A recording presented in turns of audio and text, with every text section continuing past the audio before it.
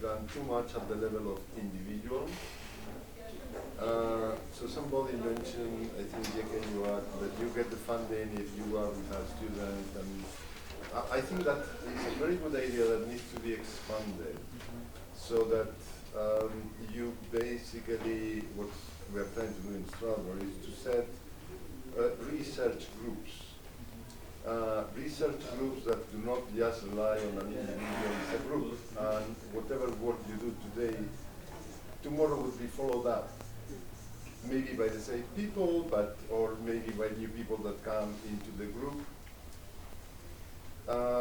together with that element of interdisciplinary research. So you have research groups in an area working with research groups in another area in such a way that you find synergy. Even some areas by nature, they require that type of collaboration. We have been talking on data science, analytics, and the like. So there you need the mathematicians, you need the computer science people, and then you need the business people plus the vertical, okay?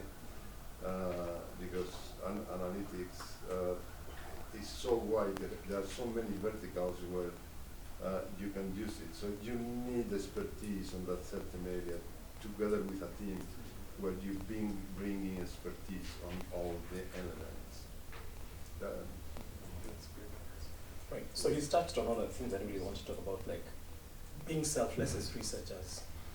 Let's not try to hoard ideas and problems that I'm working on these with my team and you just want to work with it, but rather to work on it just within an institution. Let's try to work with each other.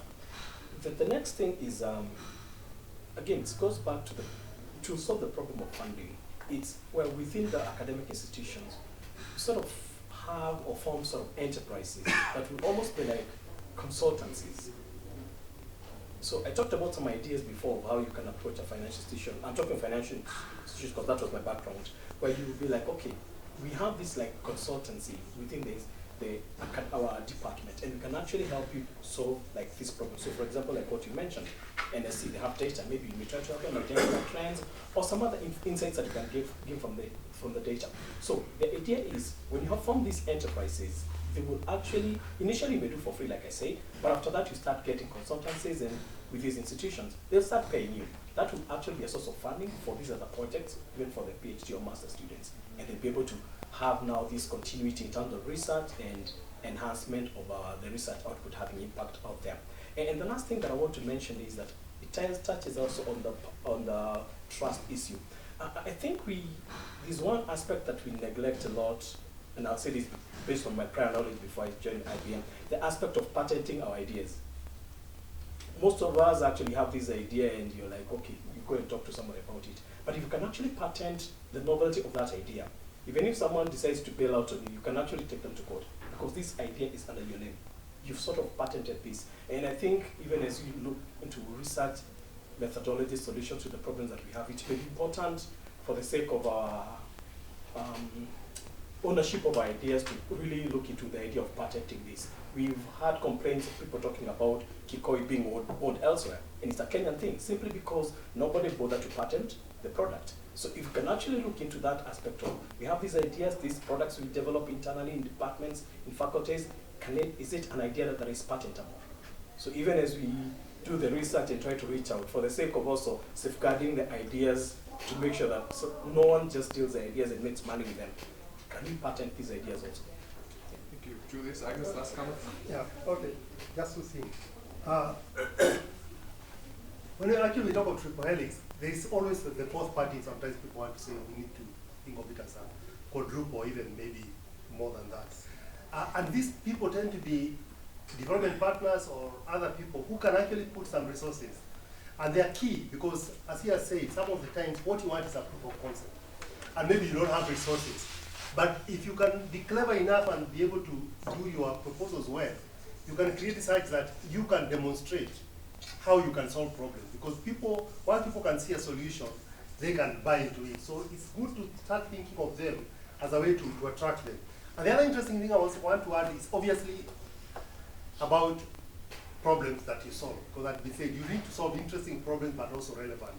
And right now we are what we are calling in the cusp of the fourth industrial revolution, introducing interesting things. But it's not technology. People get excited about technology, but it's really not about technology. It's about the solution it can provide. Because if you think of that, all these tools that we are talking about, if you think of an industrial revolution, it's technology, but it's more about the business models that are built on top of it that create real changes. And if you think everything, if you think of agriculture, there are all kinds of applications that can be done with this new technology. If you think of services, everything can be done. And I think this is one of the things we are doing currently, trying to understand how do you get people to move to this area. And to me, I think it provides very, very interesting opportunity to get onto this interesting technology people are talking about and actually see how you apply it to real problems. And therefore, and thinking more in an interdisciplinary ways. So I think this presents a very, very interesting opportunity that we should really try to understand. And we have done some work on that. So I'm happy to share some of what we have done, trying to understand how do you use these technologies to transform economies in various transformation pathways. Therefore, I'm happy to share these. Yeah, just maybe a final comment from observations from our projects that we have seen making changes. It's an issue of collaborating for sustainability, whereby you have most of the partners that come into the country sometimes just don't want to fund a project, and then after they leave, it dies. So they are also quite interested in models that can create sustainability, so that even if when they pull out, the effect or the impact that they needed is still going to be felt. And this has kind of like made us to have partners in one project whereby we are kind of like seeing like we are consultants, but not really consultants, because we have specific research that is emerging